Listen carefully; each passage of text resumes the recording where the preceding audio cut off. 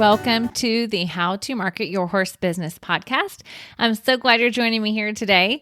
As you've likely guessed by now, my name is Denise Alvarez. And before we dive into the answers to your top marketing questions, I will briefly introduce myself just in case we are new friends, and then we will dive right in. So as I said, my name is Denise, and through my business, Storm Lily Marketing, I get to help dream-chasing horse business owners like yourself to see clearly through the marketing overwhelm and create a cohesive plan for your social media, your website, and your email marketing that will turn your online audience into your customers. Now, I do that specifically through Take the Reins, my one-on-one coaching program, as well as website design, website copywriting, and then, of course, this podcast. I do each of these things because my heart truly is to help equestrian entrepreneurs like yourself be out in the barn or the arena or behind the camera doing what it is that you love to do. And so that's why here on the podcast, you will get a mix of step-by-step strategies, basic how-tos, and entrepreneurial mindset shifts that will help you not only see what's possible for your business, but I'm also here to guide you through that process so you can make it happen. And so today, the day we are doing that is answering some of your top questions, because I know that you are here to learn about the different facets of marketing your equestrian business. And I also know from having many conversations with clients and coaching clients and website people and inside of my free Facebook group, I have heard from you over the years that there are some commonly asked questions in regards to marketing your equestrian business. Now, of course, this episode cannot answer every single one of those, so I definitely invite you to go back to the podcast archives because there are over 120, we're on episode 126, so there are more than 125 episodes at this point that have been created specifically to help you to market your equestrian business. But today, I want to answer at least 3 of those most common questions. Now, I have heard it said before that good leaders ask great questions, and I know that even if you are a solopreneur, you are a leader, my friend. You are leading in your equestrian business. And so I know that the questions here are likely some of those great questions that you have been asking. And so we're going to dive into those. We're going to talk about email marketing and how you actually get people onto your list. We're going to talk about your website and social media and if you really truly should have a website or not. And we're going to talk about how to sell on social and what the key really is to that you may be missing. So I hope you have your notepad handy. Now, of course, the answers to these questions, the highlights of this conversation, will be on the episode show notes. So if you head over to stormlily.com/126 for episode 126, you will see an outline of today's episode. All right. So if you're listening in the car, if you're listening while you're mucking out stalls, do not worry. I've got you covered. All right. Okay, so let's dive in and answer some of your most commonly asked questions when it comes to marketing your equestrian business. All right, friends, let's dive in. Our first question that I know many of you have been wondering is, how the heck do I get people onto my email list? We have talked at length before. If we're friends on the How to Market Your Horse Business podcast, then you've heard me talk there, that email marketing really is key to building a sustainable marketing strategy for your horse business. And there are many reasons. The main reason I'm going to give you today to think about is just that idea of sustainability and that you have direct access to people that want to stay in touch with you. We'll talk about some stats in a little bit, right? So at this point though, with this question, how do I get people on my email list? You're already convinced that email marketing could work for you. So now you're saying, what now? And the question is a good one. So I'm going to give you a few things. So if you're a note taker, then grab your notepad and keep this handy, okay? Number 1, how do you get people onto your email list? And it is to be providing value in your emails and in exchange for email addresses. It is about value. Your email marketing is truly about value, okay? You want it to be valuable for the person that you are trying to get onto your list, and you want it to be valuable enough that they'll give you something so important as their email address. We know there are fears about spam, right? We know there are people that are saying, I get too many emails already. And so you need to make them have an incentive so that they actually want to get on there, okay? Now, most often we do that through what's called a lead magnet. I often refer to it as a freebie as well. And it's called a lead magnet because it is meant to magnetize your leads to you and to your email address or your email list, okay? So what happens is they fill out a simple form and you give them something in exchange for that.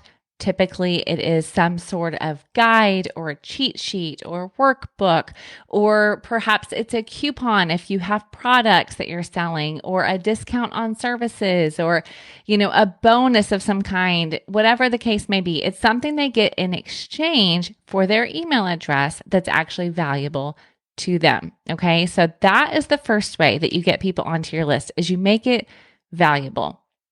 And then I want you to make sure you are regularly promoting that particular lead magnet, that particular value. So don't create it and share about it just one time or put it on your website and then never think about it again. If you are going to engage in list building for marketing your horse business, you need to regularly be talking about that. So again, if it's something that's super valuable, it's going to help them, right? So for example, let me give you a real life example, okay? I have a client who is a horse trainer and she also does lessons. And one of the things that she really talks about a lot in her program is building confidence for the rider, and that there are ways that they can build confidence both in and out of the saddle. So what did she do?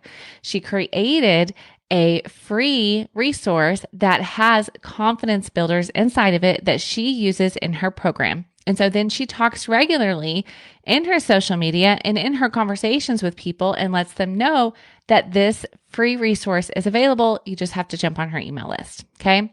And what that does is get the right people on there as well.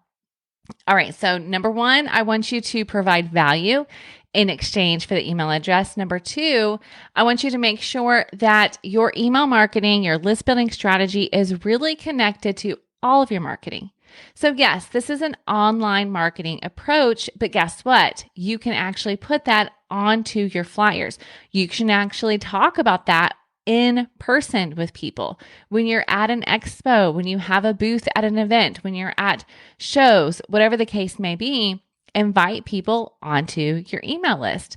Have a sign up board where they sign up and then you're going to send them something. Or of course, we often see the drawings and the giveaways. Now, what I want to tell you on this one, a word of caution, is I want you to focus on getting the right people onto your list that are going to become your customers. So that being said, yes, you could get a bunch of email addresses by giving away like a big Yeti cooler. That's really awesome and everybody wants it. But is that what's going to get the right people onto your list? Now, if you're saying at this event, everyone is the right person, then go for it. But I just want to make sure that as you are considering doing giveaways and as you're at in-person events and creating excitement, inviting people to get on your email list, don't just make it about the quantity. Think about the quality and what is it that's going to get the right person to sign up for your emails. Okay. All right. So number one, value. Number two, make it a part of your overall strategy. Number three, another way that you can build your email list is to make your list exclusive. So let them know when you share about it on social and when you have it on your website, when you have it on flyers or in ads, then if they want the insider info, right? If they want to be the first to know, if they want to get the before and after behind the scenes that they're only going to get as your email list, let them know this is exclusive. Only my email friends get this information. So if you want it, you better be on the list, right? When you have that FOMO, right? They're afraid of missing out attached to your email list. Then again, they're going to want to be on there. Okay. So make it exclusive is another way to do that. And then again, make sure you're sharing about it. Make sure you're promoting and letting people know what's happening and giving them the chance to get in there. Okay. Next, I want you to consider getting outside of your circle or your bubble to build your email list. Okay. Yes, absolutely. Be promoting it on social, but then also look for ways that you can get in front of a new audience that is related to what you are doing. Perhaps it is writing a guest article for an association that you're a part of or that you serve or that you know your people are a part of. Maybe it is writing for a magazine or a publication that's related to the area that you're working in. Maybe it is being a guest on a podcast, starting to pitch yourself, finding the podcast, again, related to your service area. Perhaps it's in-person presentations and clinics. Just remember that while this is an online marketing aspect for your horse business, you can get outside, and you should get outside of that bubble to meet new people and build your audience that way. And as you're doing each of those things, you're going to invite them to get your free resource. Now, I will tell you, if you're doing it on a podcast, always ask for permission. And even if you're doing it as a part of a guest article, right? To ask for permission. But even if they say, no, I don't really want you to, then invite them to find you on social. Link to your website and your bios every time. Let them know where to find you. And then when they get there, make sure it's very easy for them to see how they can get on your email list, okay? Okay, I have a fifth thing for you to remember related to building your email list. And that is, I'm a fan of big dreams, but it's also important to have realistic expectations around list building. And here's why I say this. I do not want you to get into it and start with a list of 0 and get defeated because you don't have thousands by the end of the year. So often we hear and we listen to marketing experts, especially outside of the equestrian industry, that talk about their thousands of followers and their thousands on their email list and how easy it is to sell to them. And then we think, oh, that's where it's at. I need to get on and build my email list, and it's going to be so easy. I just invite people and they get on. That's not the case. It is work just like anything else. But remember, it's a long-term strategy. So I do want you to do all of these things. I do want you to be intentional to build your email list of the right people. But then I also want you to be aware that it's going to grow over time and to celebrate those small wins as you do and to keep at it. Okay. Keep at it. Now, of course, paid ads are absolutely an option, and that can increase, the results. It can make it a little bit faster to get those results. But again, just make sure that if you're going to do paid ads, that you are getting the right people in the door. And it's not just about getting those numbers, but it's about getting the right people on your list. And then if you're going to do ads, I just want to remind you to be willing and ready to invest to get that going. Okay. That $15 boost your ad that Facebook or Instagram or whoever is trying to get you to do is probably not going to immediately get the results and get you fast results and high numbers. Okay. So if you want those high numbers, if you want to get at it, go for it. Find a Facebook ads expert that will work well with you, and just be willing and ready to invest if that's the route you want to go. Okay. All right. That, friends, is my answer to your question about how do I build my email list? How do I get people on my list? The second question that I hear regularly, and that I know many of you are thinking because I see how you're approaching your marketing, is, do I really need a website? It's very common, especially in this day and age of free social media, right? We have free options to market our businesses. Why do we need to invest in a website? And it's a legitimate question. I honestly think that you're really smart for stopping to ask that question, because I want you to engage in your website and in your social media with a strategy. So if you're asking the question, Denise, do I really need a website to market my business well? Then that's a good question, because that means you're really thinking, okay? Now, I don't want it to be a question because you're just trying to get out of something, but I want you to approach this question with a real mindset around strategy. And so that means you're looking at your website, you're looking at your social, and you're saying, what's the return? How do they work together? And how is it helping me in my business? And that's a great question. So let's answer that. Of course, yes, I'm going to say, yes, you need a website. And that's why I build websites as a part of my services. That's why I write the copy and the content on your website as a part of my design services, because I don't just believe it, I've seen it. I've seen it work, and I've seen how it plays together in your overall marketing. So it needs to play nicely, yes, with social media. But let me warn you, if you decide, Denise, website's not for me, I'm just going to do social media, then you may lose access to all your people. Like, just be willing, just know that that's the risk you are taking when you invest solely in social media and you don't invest in a website. Okay. And not only that, but you have access, or you lose access to your selling mechanism. If everything is tied in to your social media platforms, then you're losing access to so many things if the platform changes, which we know it does. We know they do, right? They do, and they own that. And so that's really what I want to hone in on, is this idea of owning versus renting. Okay. So we know that when it comes to social media, you do not own anything. You don't own anything. You could lose it in an instant. You can lose access to your followers. You could lose access to edit your page or profile, which I have seen happen. You could lose access to your Facebook group. You could be completely blocked out. You can get hacked and then not be able to get in and have to start from scratch because you don't own it, right? You're renting that space, and it's valuable. It's a wonderful tool for making connections and making sales, which will be a part of the next question that I have to answer for you, but you don't own it. And when it comes to your website, that is property that you own. You own the experience. You own the content that is there. You own the access. You own the journey, exactly what happens there. All those things, right? It's not just going to be taken away in an instant because you own it. Whereas with the social media platforms, you don't. And I have seen it's not just the large pages that get blocked or get hacked. I have seen small business owners that had to start over from scratch, and they had no way to get in touch with any of those other people because they didn't have that list building strategy in place. And then they also were starting from scratch with their entire marketing strategy when it solely relied on social media. But when you have Facebook, then when it comes to making sales, you can push them to, when you have a website, you can push them to your website, right? It has all that detailed information. It has the depth of your story. It has the, for example, I was talking with a potential client that is specialized in breeding, right? And so his website needs to have the details about each of the stallions and what's their entire registry and all those things. You're not going to provide that on social media. You need to have a place like your website to push them to. Again, that you own and that you can make it very easy for them to access that. Not to mention the whole monster of search engine optimization and being able to be found for certain keywords for your website. Okay.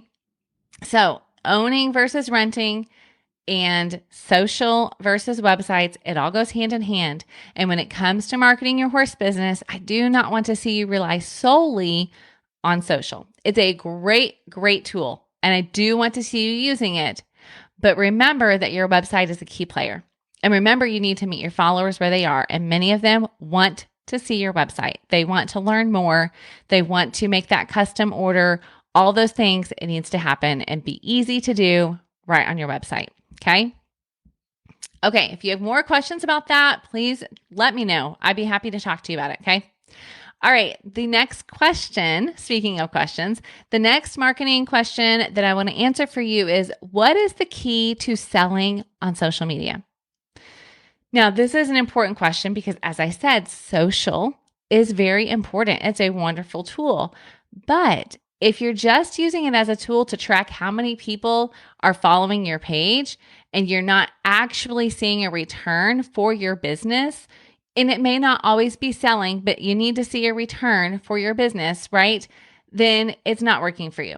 And as a business, of course, in order to be profitable, you need to be making sales of some kind in relation to the work you're doing on social media. So, as I said, just because you have thousands of followers, that does not mean money in the bank. We have talked about that before, and we'll talk about that more again in a future training because it's such a key, important mindset shift, and it's something we have to continue often to remind ourselves of. So if that's the case, if it really is not just a matter of the number of followers you have on your social media platform, then what is the key to selling on social media?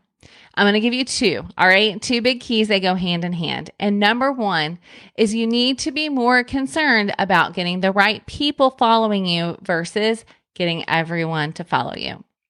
And again, I know this is a biggie and it can be very hard. And yes, if you want to reach more people with your organic content, then you have to have more followers. I get that. But if you're just getting followers for the sake of followers, if you're just creating reels and creating shorts and doing these things just to go viral, just to get those followers, then I want you to really evaluate, is that helping you to build your equestrian business? What are you seeing on the other side of that viral content? What are you seeing on the other side of that boost in followers? How are you converting them into your customers? Well, number one, you have to be clear on who you are for so that when you get those new followers, you can go, oh yeah, that's for me. Oh yeah, that's for me. And ideally, those new followers are going to be people and businesses that are right fit for you because you've done the work to be clear on who you are for and your messaging aligns with that and it draws those right people in. Because I want you to think about this. When people are engaged in the content that you create, and they decide to follow you because they like what you're creating, then you've attracted that right people. And what happens is you've attracted people that value what you're already doing and they're willing to invest in what you're doing and become your customers. But if you haven't done the work to know who you're for and you're just creating content to get the likes and the shares, then it's not going to benefit your business in the long run. So you have to be concerned about getting the right people. Okay, the second key to selling on social media is to create content with that buyer's journey in mind. Now, again, I talked on a previous training about the buyer's journey, but essentially the very simple form is they're going to go through a process of 3 stages before they become your customer. Number 1 is awareness. They're becoming aware of the problem that they have. And then consideration. They are then considering all of the options that are available to them.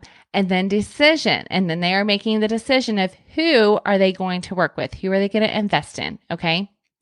So knowing that, you need to create content on social media with that in mind. And so you need to create content that engages them in the awareness stage. Maybe you need to highlight a few of the areas and problems that you know your audience and your potential buyer is facing.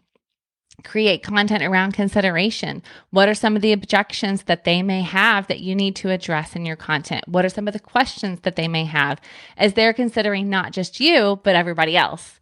And then decision time. You need to create content that really helps them to make a decision and almost forces them to, not in a bad way, but it really makes them pause and say, am I going to buy? Am I going to invest? Am I going to step over to the website and learn more? So giving those call to action is how you're helping them to make a decision. Now, I actually did an entire training that talked more about each of these 3 phases. So you can go to my Facebook page, the Storm Lily Marketing or How to Market Your Horse Business Facebook pages. They both have that under videos. You can check out those trainings. But the key that I want you to remember today is that I want you to create content with the buyer's journey in mind. You have to have an intention and a strategy behind your content if you want to sell on social media. Okay? All right. And then you're going to invite them to go past social and you're going to invite them to get on your email list, get on your website, all of those things, right? And that's a real big key. So often what I see people doing is creating content. Again, I'm big on engagement, on engagement. We've talked about that before. I want you to create engaging content that invites people into that relationship. But if all you're ever creating is fun content, if all you're ever creating is content that's just trying to get the comments and the engagement, but you're not ever trying to sell, then selling on social media is going to be harder, right? So you need to be willing to make the ask. Yes, be serving. Yes, be educating. Yes, be engaging, but be willing to make the ask if you actually want to sell on social media. Okay. All right. So those are the top 3 questions that I often get when it comes to marketing your equestrian business. And each of these things are related to the keys that you need to market your horse business online. Your audience needs to be clear. Your messaging needs to be clear and effective as well. You need to have a plan around your social media content, your email marketing strategy, and your website and how they're all going to play together to help build your dream equestrian business. And that is the basic outline of what we do inside of my coaching program, Take the Reins. It's a one-on-one program. And so the last question I'm going to answer for you is related to that, because I know that for some of you, you're saying, okay, what is a coaching program really when it comes to marketing? What does that actually look like? Okay. So how is coaching different than just hiring you to do my social media? How is coaching different than just hiring you to do my website? Okay. So let's talk about that. There are 3 areas that when it comes to your marketing, there are 3 ways, 3 options that you have available to you. Okay. And this is how we're going to answer that question, because each of these 3 options, one is coaching, but the other 2 are not. All right. So number 1 is completely DIY. You do it all on your own. You watch all the videos, you listen to the podcast, and you're like, I got this. I'm going to take action. I don't mind spending hours consuming the educational content because I know what I'm doing. I'm confident in it. I can make this work. That's the DIYer. And if that's you, stay around, stay for the education, and then take action and tell me you're doing it. I love that. The other option you have is done for you. So that is where you do hire somebody to completely do all the things for you. Okay. So they're doing your social media, they're doing the engagement, they're creating the stories, creating the reels. It's hands-off approach for you for the most part. Typically, you're going to pay about $500 to $700 per month just for the social media arm, right? So probably over the course of the year, $6,000 that's directed at marketing your business specifically on social media. Then, of course, you have email marketing. So maybe you're going to pay somebody to do your emails, to write the copy, to schedule them out, whatever the case may be. So that would be done for you. Now, done with you, that's where coaching comes in. So done with you is when you're saying, Denise, I want the education. I want the help taking that education and really applying it to my business, making that strategy and having something that I can turn around and implement because I'm confident it's talking to the right people. The messaging is clear. I have a plan in place. I'm ready to implement and follow that plan.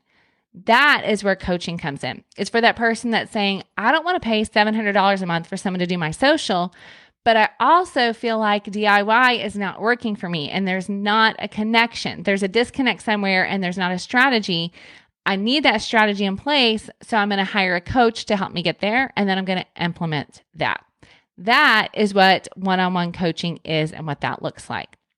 And here's why you should consider it. And here's why previous clients have considered it, because they realize copying what everybody else is doing or hiring out your marketing before you have a clear audience, before you have clear messaging, it's not going to work. You have to be very clear on who you are for. You have to be very clear on the promises that you're going to make and the results that you can get them and what that looks like. You have to be clear on your messaging before you can move on and try to be effective in your social, in your email marketing, and on your website. Because otherwise it's completely haphazard and it's not going to get you the results that you want for your horse business. Instead, you need a clear path to follow that is centered around the goals that you have for your business so that you can use email marketing, social media, and your website to build those connections and help to turn those followers and those website visitors into your customers. And so that's exactly what we do inside of Take the Reins. It's a personalized one-on-one coaching program for equestrian entrepreneurs who are ready and want to create that cohesive social media, website, and email marketing strategy. And we do that together in 3 months' time. All right. So that means twice a month, you and I meet together for 90 minutes of an intensive coaching call where I'm asking you the questions, helping you to work through the hard questions to get the answers so you can have that clarity and you can go from knowing where you want to go but not sure how to get there to actually having a plan that you can follow, that you can implement and fall back on. All right, friends, I know that episode was packed full. So be sure that you check out the show notes in case you missed an important nugget that's going to help you as you market your horse business. Now, I want to make sure you know a couple of things in addition to what you just learned. Number one, I do have a free resource for anyone who is getting started with email marketing. You're saying, Denise, you're talking about list building, but I'm not even really sure where to start. This is where you want to go. I have a beginner's guide to email marketing for horse businesses, and you can grab that for free at stormlily.com/email guide. Or of course, just head to those show notes at stormlily.com/126. All right. So first of all, if you're just diving into email marketing, grab that free guide. Now, I do have a website checklist as well, and you can head to my show notes and grab that too. Okay, I'm not going to give you all kinds of links. So what I would say is head to the show notes for all the things, including a free guide for email marketing, a free guide for if you have a website and you're trying to see if it's actually working for you. And then if Take the Reins is something that is interesting to you and you're thinking, that might be what I need as I head into the new year. That might be what I need actually as I start the new year, because believe it or not, when this podcast episode first airs, it's going to be almost December, just days away from December 2023. So if 2024 is your year and you're saying, Denise, I am ready to make that happen, then I would invite you to head to the show notes or stormlily.com/reins, get all the information there for who this program is really for, who it is not for, which is also very important, and see if it's a fit for you and your equestrian business. Okay. Of course, if you have any questions about what you've learned here on this episode or any of the information in the free resources, please feel free to reach out. You can reach me anytime, Denise@stormlily.com, or connect with me on social. I love to visit with you all and hear from you. So please do let me know if there's a way that I can help you. Now, in case you are not getting notified when there's a new episode available, be sure that you are subscribed to the podcast in your favorite listening app and get onto my email list. Every week, I will send you a very quick note to tell you when there's a new episode. And then I have a few golden nuggets that are just for my email friends to tell you what I'm learning and give you a little boost of encouragement or confidence or knowledge or whatever is going on and what I'm learning, reading, all the things. I put that into a very brief email every week. So if you're not getting that, I would love to invite you to get on there. You can head to, guess what? The show notes, and you can get on my email list there as well. Thank you so much for joining me here today. I so appreciate you. I am encouraging you. I am cheering for you, and stay tuned because another new episode is coming up very soon. Have an amazing day.